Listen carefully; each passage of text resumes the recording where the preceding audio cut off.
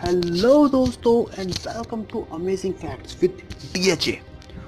तो दोस्तों, जैसा कि हम लोग जानते हैं कि ह्यूमन सिविलाइजेशन को आज तक तकरीबन 20,000 साल पूरे हो चुके हैं और इस बीच हमने अपनी पॉपुलेशन को बहुत ज़्यादा इंक्रीज़ किया है।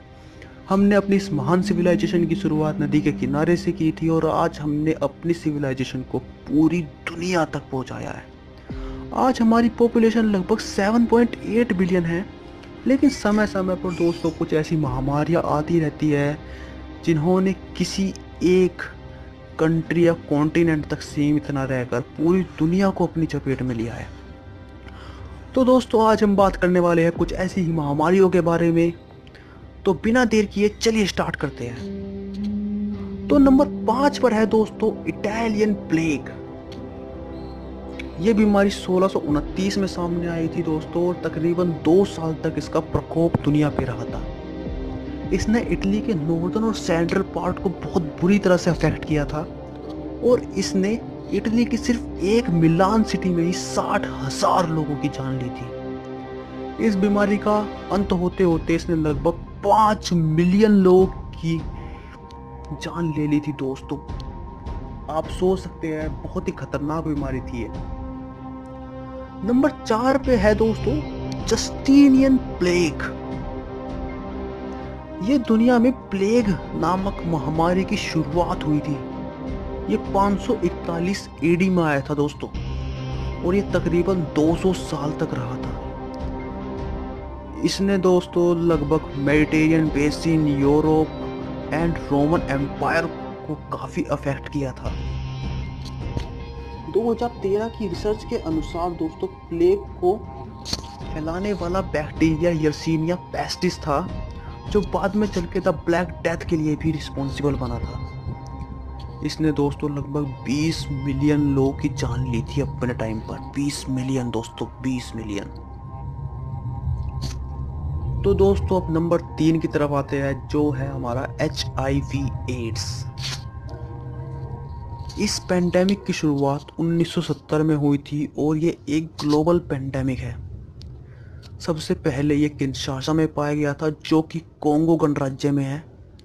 1920 तक ये पेंजी के अंदर पाया जाता था दोस्तों, लेकिन इसके बाद इसने अपने आप को इवॉल्व किया और ह्यूमंस में भी इसके केस आने स्टार्ट हुए। 1980 तक आते आते ये पेंडेमिक पूरी दुनिया में फैल चुका था और इसके फैलने का रीज़न तो हम अच्छी तरह जानते हैं। इसने दुनिया भर में लगभग 40 मिलियन लोगों को अफेक्ट किया था और तकरीबन दोस्तों इसने 30 मिलियन लोगों की जानें ली है। आप सोच सकते हैं बहुत ज़्यादा इसका डेथ रेट है। 40 मिलियन अफेक्ट, 30 मिलियन डेथ। और दोस्तों जहाँ तक बात है डेथ रेट की, तो आपके लिए आज हम एक बोनस फैक्ट भी लेकर आए हैं। दोस्तों क्या आप जानते हैं यूएस में एक डिजीज है द मैड काउ डिजीज। दोस्तों ये साल में लगभग 300 से 350 लोगों को अफेक्ट करती है और जान सबकी ही ले लेती है। 100% डेथ रेट है दोस्तों इसका।